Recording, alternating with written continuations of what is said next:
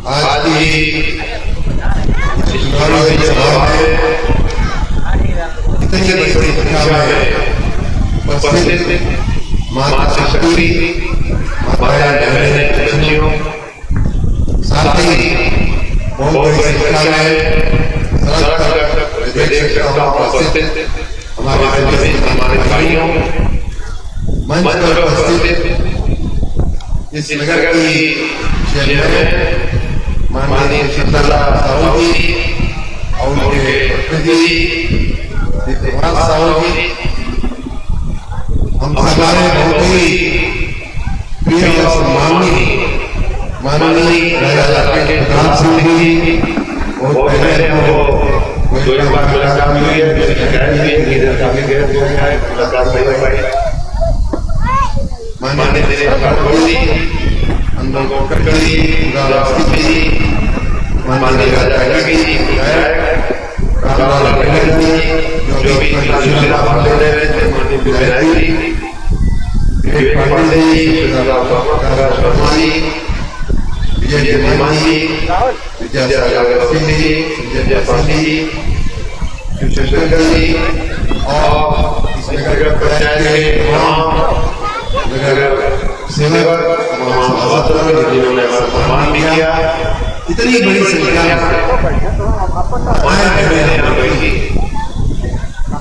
आप सबको मालूम है, आपके ध्यान में ही होगा कि पहली बार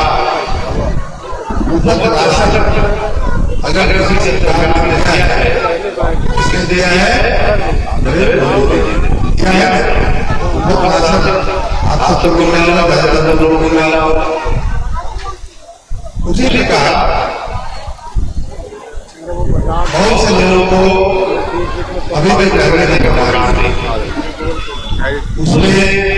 इस पंचायत में वही स्थिति हो, बहुत से लोगों को मकान नहीं रहा होगा, उसमें कुछ किया गया होगा, अभी बहुत सारा काम बाकी है। ऐसे ही जहाँ मकान बन जा रहे हैं, जहाँ मकान बने हुए हैं, वहाँ शौचालय देने के बाद नरेंद्र मोदी जी ने, माननीय प्रधानमंत्री जी ने किया है। आपके घरों में रसोई होती थी, लकड़ी के बिछा के गोबर के उगले हुए, इस तरह से रोटी खाई जाती थी। उसकी जगह साफ नल में आपको साफ जाता है, उससे निकलने वाला धुआं उससे आपको नुकसान पहुंचता है। इसकी चिंता नरेंद्र मोदी जी ने किया। इतना ही नहीं, आपको शौचालय देने के बाद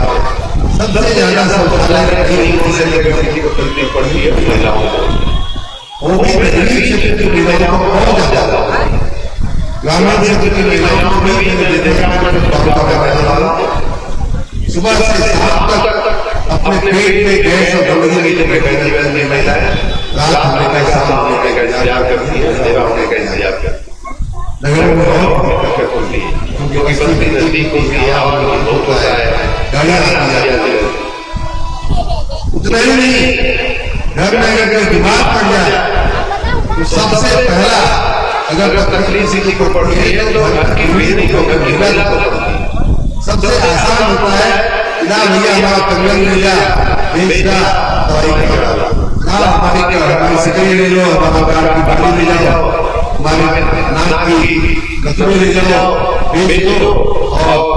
चाचा की, चाची की, पति की, बेटा की, भतीजे की दवाई करा दो। होता है कि नहीं होता है? लेकिन और उसमें भी अगर पूरा नहीं पड़ा, आपको अपना काम बेचना पड़ता था, जमीन छोटी मोटी होती थी वो बेचनी पड़ती थी। पहली बार इस देश में सरकार ने 70 साल से चल रही है माताओं, पहली बार इसके लिए किसी ने शिक्षा किया, गरीब व्यक्ति हुई 5 लाख रुपए अगर उसकी दवाई में खर्चा होता है, आयुष्मान भारत की जो योजना है, भारत का योजना है, 5 लाख तो चिंता करने की जरूरत ही नहीं है। 5 लाख तो बहुत भाग्य से, बहुत दुर्भाग्य होगा तो सीधा दवाई का खर्चा जो 5 लाख हो जाता है। और अब तो उसमें भी अभी जो भारतीय जनता पार्टी ने जो संकल्प किया है, संकल्प जारी किया है, उसमें कहा गया है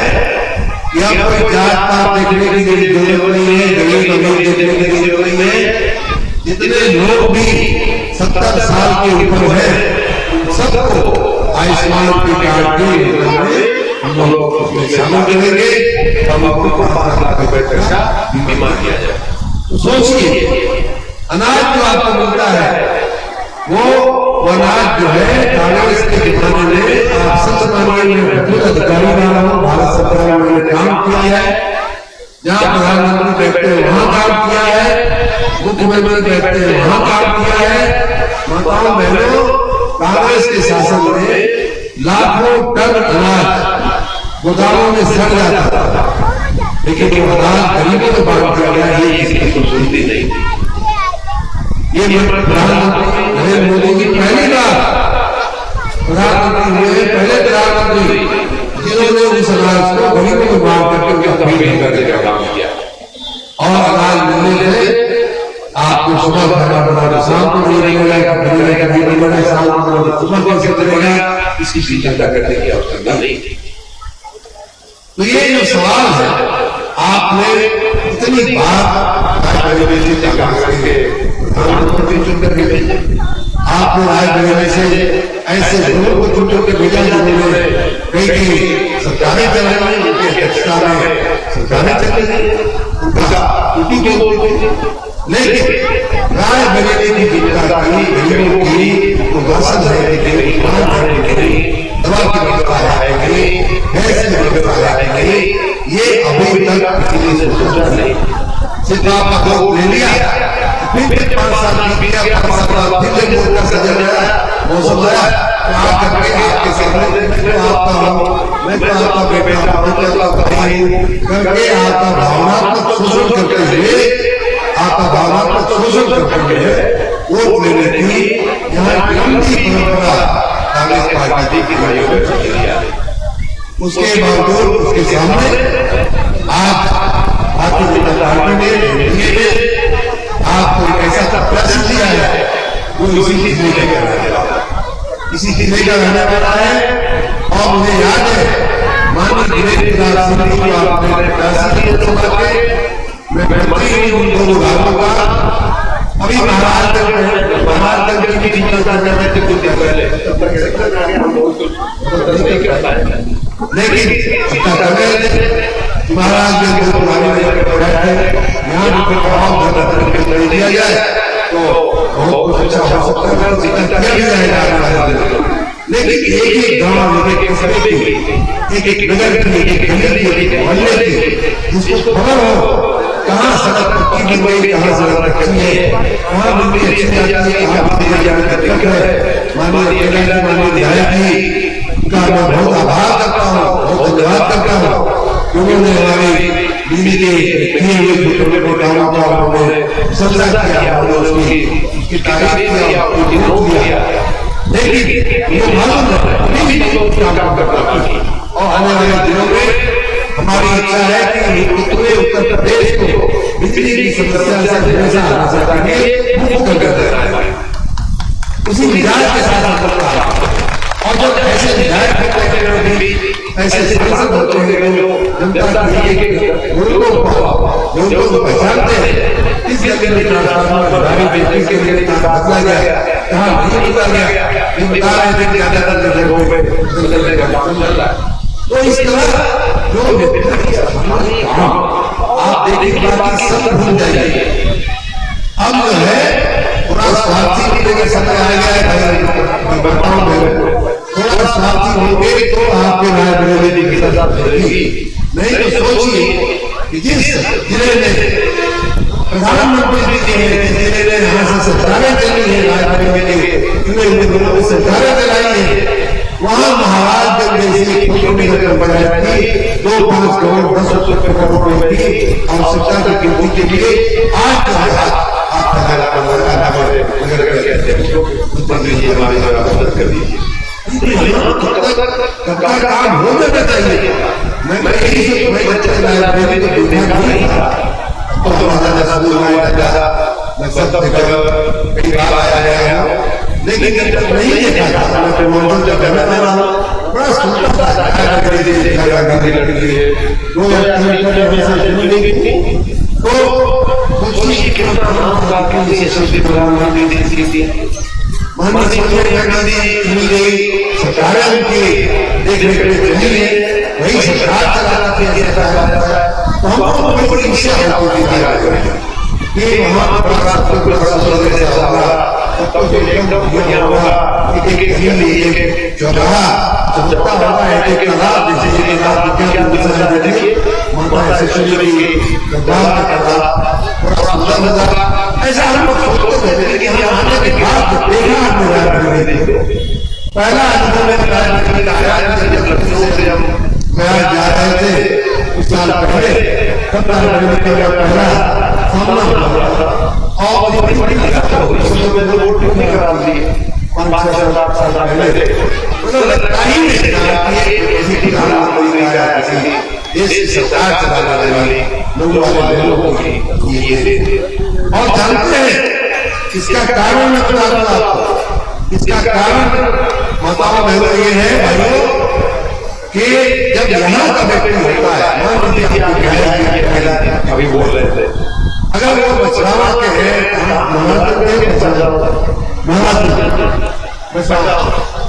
तो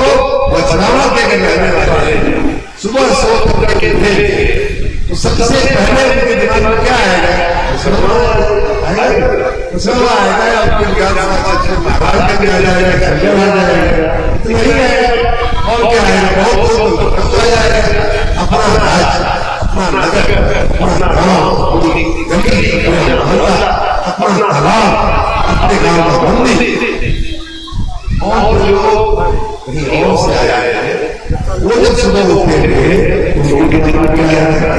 आपका बचरावा क्यों आएगा भाई उनके दिमाग में तो जहाँ उनका जन्म जहाँ लगाना वो आएगा उनके दिमाग में तो इतना फर्क ये फर्क आपको समझना पड़ेगा नहीं तो आपकी हालत रायबरेली में बता रहा हूँ मैंने बहुत सारे जिलों को देखा है उत्तर प्रदेश में बहुत सारे राज्यों में बहुत सारी जगहों को मैंने देखा है आज आपका रायबरेली उत्तर प्रदेश के पिछड़े हुए जिलों में जाएगा कुछ भी नहीं है यहाँ बहुत सारे संस्थाएं भी बन गई है ऐसी संस्थाएं जो है राजा के दिखाई आपके फोटो को दिया मीडिया में आ गया यहाँ पुराना राष्ट्रीय शिक्षा कानून की जरूरत नहीं है इसका मतलब वो होता है एक बड़ी बस्ती में होता है एक गांव में जाना है एक सड़क को देखेंगे एक गली को देखेंगे एक तालाब को देखेंगे आप सोचिए पूरा चाचा से आपका बड़े बड़े तालाबों के अभी खाली 10 साल हुआ मेरे मोदी जी को बनारस से संतुल मिले गए फर्क आपको दिखता है कि नहीं यहाँ दिल्ली में लोग बैठे इतने लोग भी बनारस गए उनको 10 साल के अंदर बनारस कहाँ से कहाँ पहुंच गया आज दुनिया के सबसे सुंदर नगरों में क्योंकि बनारस इतना बीच हुआ करता था कितना व्यस्त हुआ करता था कितना चिन्हों वाला नगर हुआ करता था कितनी गली हुआ करती थी पशुओं परिवहन जो है वो दोनों एक साथ चलते थे धीमी गति से जो है रिक्शा कार गाड़ियां चलती थी वही हालत जो है आज दुनिया के सबसे विकसित नगरों में से एक देखते खाली 2 प्रधानमंत्री बनारस तो धीमी प्रधानमंत्री का जिला है प्रधानमंत्री का है हमको छोटे से नगर विकास मंत्री है छोटे मंत्री है आप जाकर के हमें बहुत दिखाइए और खाली 2 साल का आपको कार्यकाल मिला है मंत्री देखे आप जाकर के बहुत दिखाइए मैं चैलेंज करता हूँ रायबरेली में लोग मांगने वाले कांग्रेस से या आप जाकर के बहुत दिखाइए 2 साल में कितनी लोगों की दशा हो गई है और आपके रायबरेली की दशा जैसी थी वैसी ही है क्यों हम बोलते भाई क्यों क्यों इनको बोलते हैं क्या कारण है कि आप अपना वोट जाया करेंगे नहीं करना है इस बार आप ऐसे व्यक्ति को चुनिए ऐसे व्यक्ति को चुनिए जो आपके सुख दुख में जो आपके यहाँ के एक्सीडेंट हो जाए बीमार लग जाए भगवान न करे बीमार हो जाए तो आके आपकी हालत आपकी तबीयत पूछने का टाइम नहीं किसके पास, और वो है दिनेश प्रताप सिंह। मैं इनको व्यक्तिगत रूप से जानता हूँ, मिलनसार व्यक्ति है, सबसे मिलजुल कर के काम करने वाले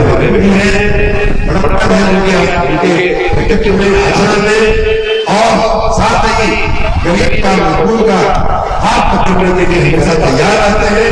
उनके लिए लड़ाई करने के लिए तैयार रहते हैं। थाना पुलिस से लेकर तहसील जिला कलेक्टर जो है आपकी बात कहने के लिए तैयार रहते हैं। ऐसे व्यक्ति को सांसद नहीं चुनना मैं मानता हूँ बहुत बड़ी गलती होगी भाई बहनों। अगर मैंने इस बात की सही निर्णय ले लिया तो बहुत बड़ी गलती इतिहास के लिए हो जाएगा। और ये मान के चलिए कि फिर एक बार मोदी सरकार हो रहा है, फिर एक बार मोदी सरकार बन रही है, बन रही है मोदी सरकार। फिर एक हमारा बोलिए, फिर एक बार तो जब फिर एक बार मोदी जी आ रहे हैं, फिर एक बार जब मोदी जी आ रहे हैं तो मोदी जी की पार्टी के आदमी को जो आप वोट दोगे तो जो सांसद बन जाएगा, हो सकता है मोदी जी को कितना हो जाए, जैसे यहाँ मंत्री है जैसे वहां मंत्री बन जाए, तो आपका गाड़ी तो एकदम एक रफ्तार से दौड़ने लगे, दौड़ेगी कि नहीं दौड़ेगी। और ये लोग यहाँ से जिता भी दिया तो इधर उधर भाषण देने के अलावा और क्या करेंगे, सरकार नहीं रहेगी, क्या कर पाएंगे, उल्टा सीधा भाषण देते। आजकल इन लोगों को जनता को भ्रमित करने का खास शौक हो गया। कई कहते हैं कि आरक्षण खत्म कर दिया जाएगा, तो 10 साल मोदी जी को कम जरूरत है, कोई आरक्षण खत्म करने वाला नहीं है। किसी के बस की बात नहीं है, देश में गरीबों के लिए आरक्षण खत्म कर सकते। ये लोग तो मैं तो ये कहता हूँ, ये लोग आएंगे तो आपका जो मुखंड आप कह रहे हैं कि बस के क्यों दोगे, झूठ बोल रहे हैं। सच बात यह है कि 70 साल इन्होंने भाषण देने की चिंता नहीं किया, मोदी जी ने शुरू कर दिया। हम लोग कहते हैं कि मोदी जी तो देते हैं, हम लोग तो कोई बात कह देते हैं। सरकारी टेंडर भरा जाता है तो हाल ही होता है, इसीलिए कुछ भर दिया भाव तो दूसरे को मालूम पड़ गया, भाव हो गए, यही काम होता है। अभी तक इनके घोषणा पत्र में मुफ्त अनाज देने की बात नहीं थी, अब जब लड़ाई के लिए आए तो इनको मोदी का अनाज माना दाना तो जरा तेजी पकड़ रहा है, मजबूत है। तो अब का हाल ही लखनऊ में लोगों को रहा है कि हम 10 किलो कहां से दोगे भाई, 10 किलो दो ही किलो दिए हो तो तुम शुरुआत तो किए होते, शुरुआत करके तो मोदी जी बढ़ाए होते। ये लोग खाली झूठ बोलकर बिजली माफ कर देंगे। बिजली को जैसे अकेला जी ने कहा किसानों की बिजली माफ करके कितना झूठ बोलते हैं, किसानों की बिजली तो ऑलरेडी माफ करते हैं। 1 साल हो गया, 1 साल से किसानों को बिजली देने की आवश्यकता नहीं है। और समाजवादी पार्टी बोल रही है तो लिख रही है, हम आएंगे किसानों को बिजली माफ कर देंगे, कहां से माफ करते भैया नहीं बिजली। तो ये लोग आपको हम जैसा माननीय विधायक जी बोल रहे थे, 100 ऊर्जा का प्रयोग करके आपकी बिजली को मुफ्त करने के लिए उनके सामने काम करने का आगे बढ़ रहे हैं। 24 घंटा बिजली देने की हमारे भी शुरुआत कर दिया है। आपको लोगों को पहले के अपेक्षा बहुत बेहतर तरीके से दे रहे हैं, 24 घंटा बिजली देने की तरफ हम आगे बढ़ रहे हैं। ये भारतीय जनता पार्टी का मोदी जी का जो है सुशासन। और एक आखिरी बात जब बताई है, सबसे बड़ी बात ये है, पहले के सरकार में जो कांग्रेस और समाजवादी पार्टी का समझौता है, ऐसी समाजवादी पार्टी का 4 कार्य नहीं। समाजवादी पार्टी का शासन होने का मतलब होता है गुंडों का शासन, गुंडों का शासन, अपहरण करने वालों का शासन, जमीन का प्लाट कब्जा करने वालों का शासन। ऐसे लोग आकर के सरकार में बैठ जाते हैं, आपके साथ अत्याचार करते हैं, माताओं बहनों को इज्जत के साथ व्यवहार करते हैं। ऐसे लोगों को किसी भी दरवाजे से यहाँ अंदर आने से आने देने नहीं तो कांग्रेस के कांग्रेस है सामने, लेकिन आएंगे तो यही लोग यही लोग रहेंगे और ये लोग फिर से अपने हाथ में किसान लेंगे, अपने हाथ में पहले व्यक्तियों को इज्जत ऐसे लोगों को बड़ी मुश्किल से बड़ी मुश्किल से भारतीय जनता पार्टी के एक एक कार्यकर्ता ने बड़ी कुर्बानी दिया है, बहुत बलिदान दिया है, बहुत अपना नुकसान सह करके, लाठियां खा करके, अपने घर का पेट्रोल डीजल जला करके, अपने घर का खर्चा करके राज्य को, प्रदेश को, देश को इस स्थिति में आप लाया है कि आज जो है माननीय योगी जी का शासन चल रहा है। किसी की हिम्मत नहीं है यहाँ किताबों राज तक घूमती है, कहीं भी निकल जाती है, किसी की ताकत नहीं है कि आपको ये जो व्यवस्था परिवर्तन नहीं, जो अपनी 7 ही साल पहले का समय आज याद करिए क्या होता था उनको के ये बात जो बदली है भाइयों बहनों, उसको आसानी से अपने पास से जाने देना नहीं है। ये सुशासन मिला है, बड़े भाग्य से मिलता है। हम उसी शासन के अधिकारी लोगों ने इसके लिए काम करते हैं। तो हमने बहुत जनता ने मेहनत करके, कौन मेहनत करके ये जो अच्छे दिन लाया है, ये जो सुशासन लाया है, जो सुरक्षा लाया है भारतीय शासन का, उसको कभी भी जाहिर नहीं करना। इसलिए दिनेश प्रताप सिंह को कमल के लोग पर प्रसाद लगा करके दिनेश प्रताप सिंह को विजय बनाइए, भारतीय जनता पार्टी के हाथों को मजबूत कीजिए और फिर एक बार मोदी जी को देश का प्रधानमंत्री बनाइए। इसी निवेदन के साथ आप सबने इतनी बड़ी संख्या में ज्वाइनिंग में आकर के हमारा सम्मान किया, हमारे कार्यकर्ताओं का सम्मान किया, उसके लिए बहुत बहुत धन्यवाद। आप सबको नमस्कार, बहुत बहुत